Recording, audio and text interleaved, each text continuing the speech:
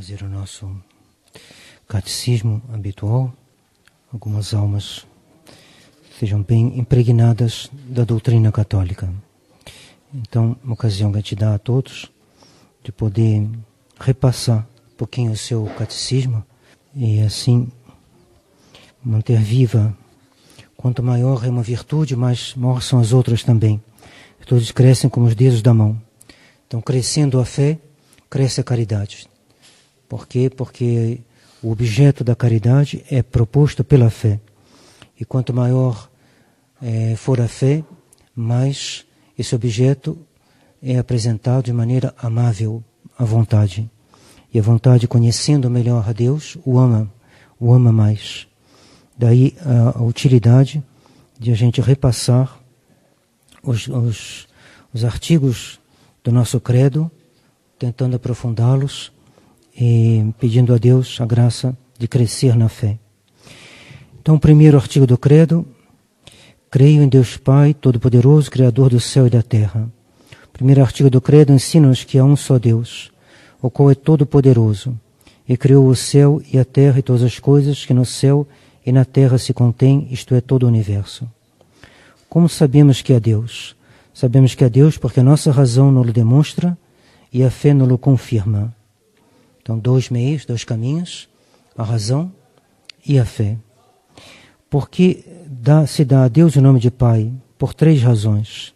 Primeiro, porque Ele é Pai por natureza, da segunda pessoa da Santíssima Trindade, que é o Filho.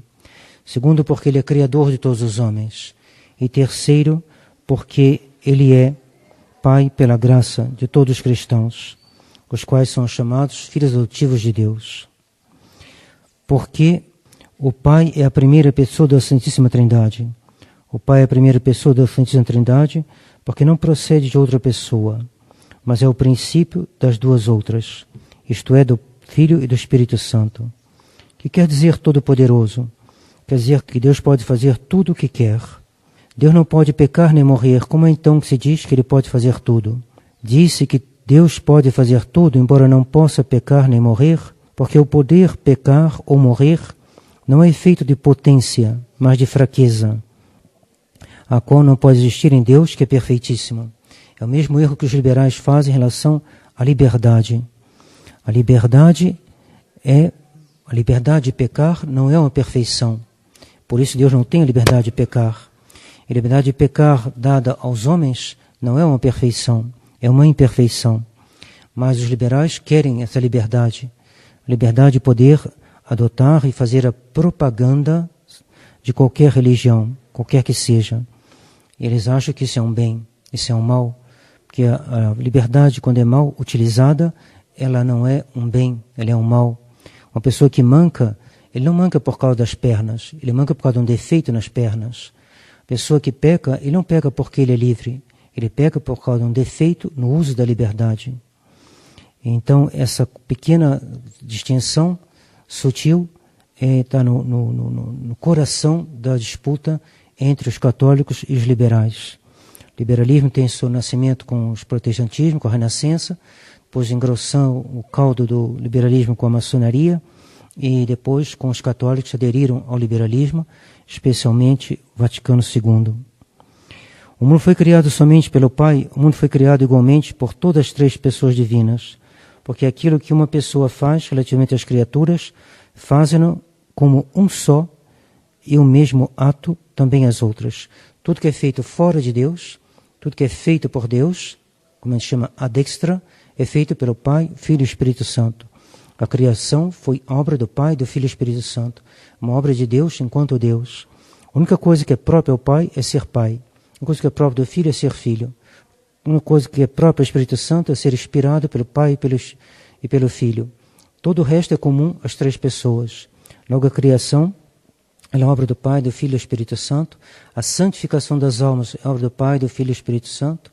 Todas as obras que são fora, que Deus faz, são obras do Pai, do Filho e do Espírito Santo. Mas então, por que se atribui particularmente a criação ao Pai? Se atribui a criação particularmente ao Pai porque a criação é efeito da onipotência divina, a qual se atribui particularmente ao Pai, como se atribui a sabedoria ao Filho e a bondade ao Espírito Santo. embora todas as três pessoas tenham a mesma onipotência. O pai não é mais onipotente do que o filho. O pai é igual ao filho, porque eles possuem uma mesma e única natureza, que é onipotente. O filho não é mais sábio do que o pai, nem do que o Espírito Santo, porque ele possui a mesma natureza, que é infinitamente sábia.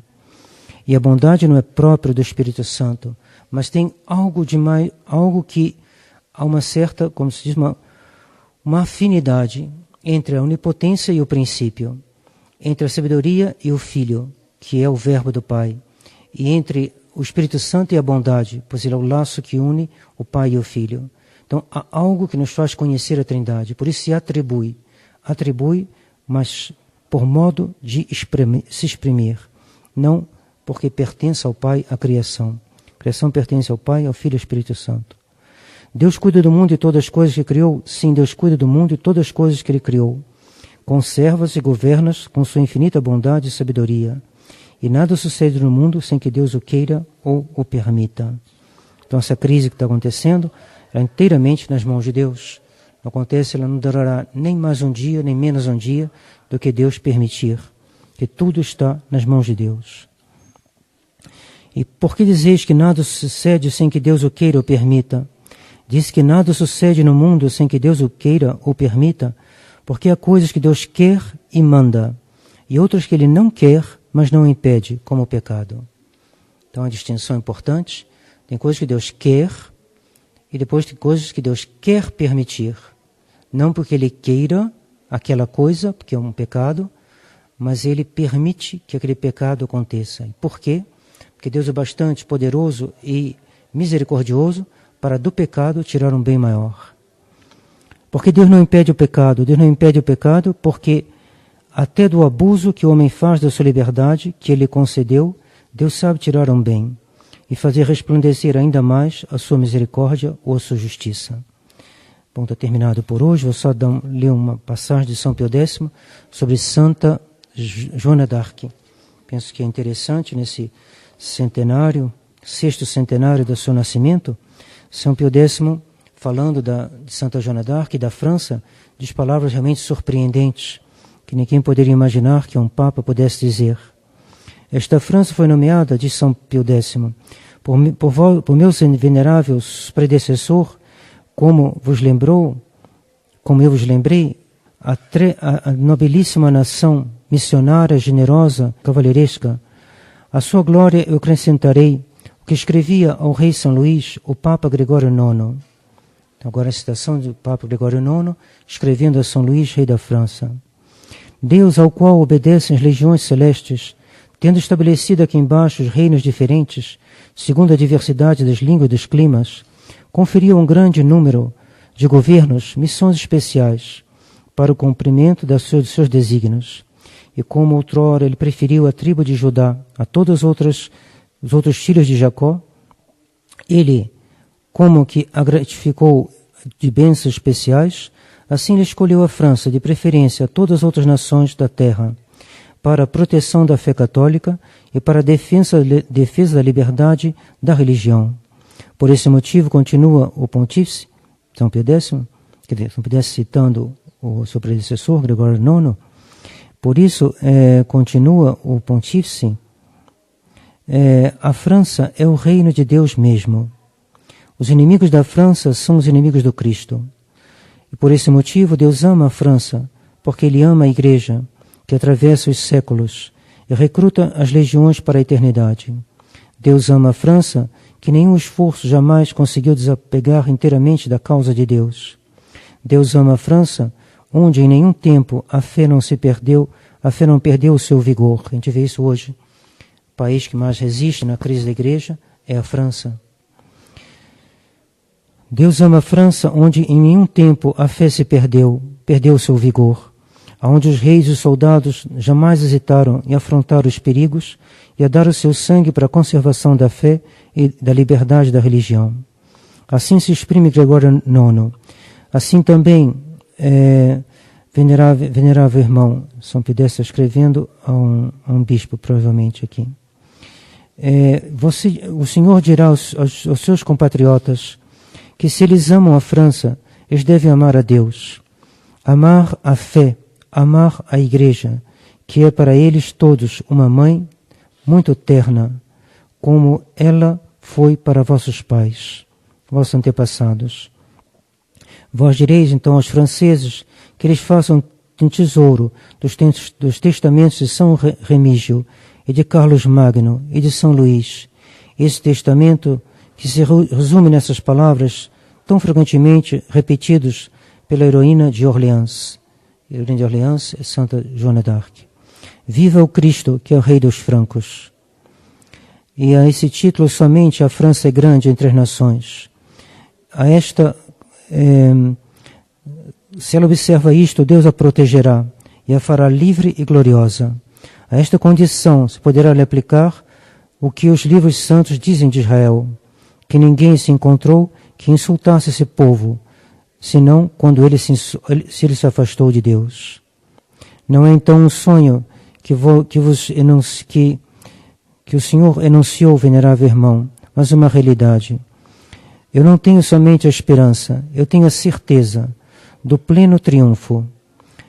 Ele morreria, o Papa Mártir de Valença, foi um dos papas chamado Pio, que morreu mártir praticamente, preso por Napoleão, e morreu longe de Roma, morreu na França, dos maus tratos que Napoleão lhe infligiu.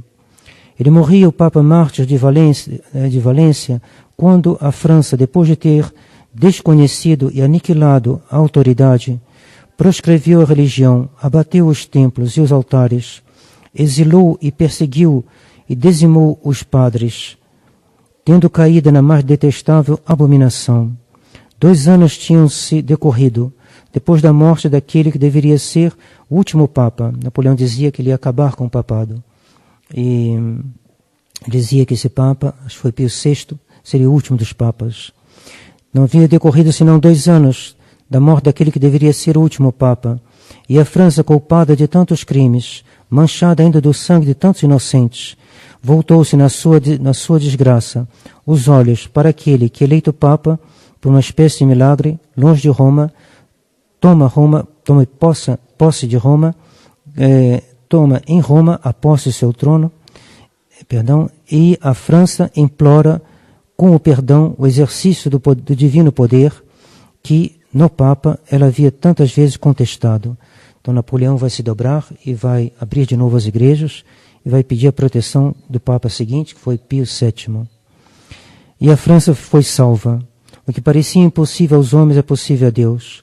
Eu estou firme nessa certeza que pela proteção dos mártires que deram seu sangue pela fé e pela intercessão de Santa Joana d'Arc, que como ela vive no coração dos franceses e repete também sem cessar no céu esta oração: grande Deus, salvai a França. Então, a França é um país amigo, do qual nós devemos grandes favores, ela que deu Monsieur Lefebvre à Igreja. Então rezemos por essa nação, atualmente uma nação infeliz, mas uma nação guerreira, que está tentando se libertar de um poder político que está na mão da maçonaria e persegue o catolicismo. Que não só os inimigos políticos, mas também os inimigos do interior, isto é, os inimigos que estão dentro da Igreja, que a perseguem também, possam ser vencidos, como os ingleses o foram. A gente gosta dos ingleses também, hein? Eles têm que se converter. Assim seja. Do Pai, do Filho e do Espírito Santo. Amém.